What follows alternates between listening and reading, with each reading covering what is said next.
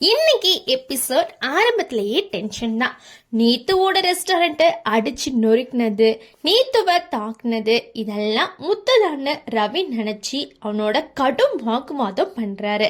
ஆனா கொஞ்ச நேரத்திலேயே உண்மை வெளிச்சத்துக்கு வருது, அது முத்து இல்ல அப்படின்னு. அதே டைம்ல முத்துவோட மன உளைச்சலால செல்வம் கார்ல போகும்போது திடீர்னு விபத்து.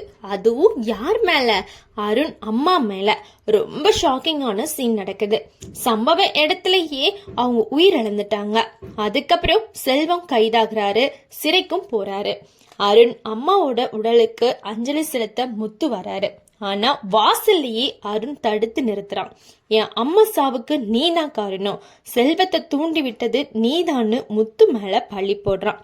எவ்வளோ பேர் சமாதானம் சொன்னாலும் அருண் கேட்கவே இல்லை. கடைசியில ஒரு தடவையாவது அம்மா முகத்தையாவது பார்க்க விடுங்கன்னு முத்து கெஞ்சினாலும் அருண் அனுமதிக்காம அனுப்பி விட்டுறான். இந்த சீன் உண்மையிலேயே ரொம்ப ஹார்ட் டச்சிங்கா இருந்துச்சு.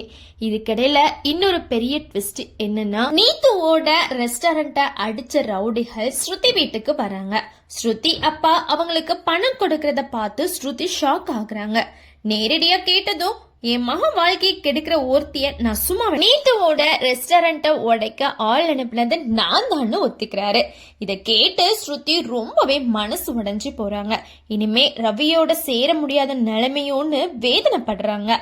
உடனே இந்த உண்மைய மீனாவுக்கு போன் பண்ணி சொல்லிடுறாங்க. மீனா வீட்டுல இருக்கக்கூடிய எல்லார்கிட்டயுமே சொல்லிடுறாங்க. அதுக்கப்புறம் செல்வத்தோட மனைவி முத்துவ வந்து சந்திச்சு என் கணவரை ஜாமீன்ல வெளியே கொண்டு வர உதவி பண்ணுங்கன்னு கெஞ்சுறாங்க.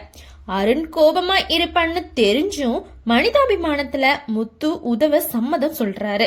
வக்கீல சந்திக்க புறப்படுறாங்க. இன்னொரு பக்கம் உண்மை தெரிஞ்சதும் ரவி நேரடியா ஸ்ருதி அப்பாவோட சண்டை போடுறாரு.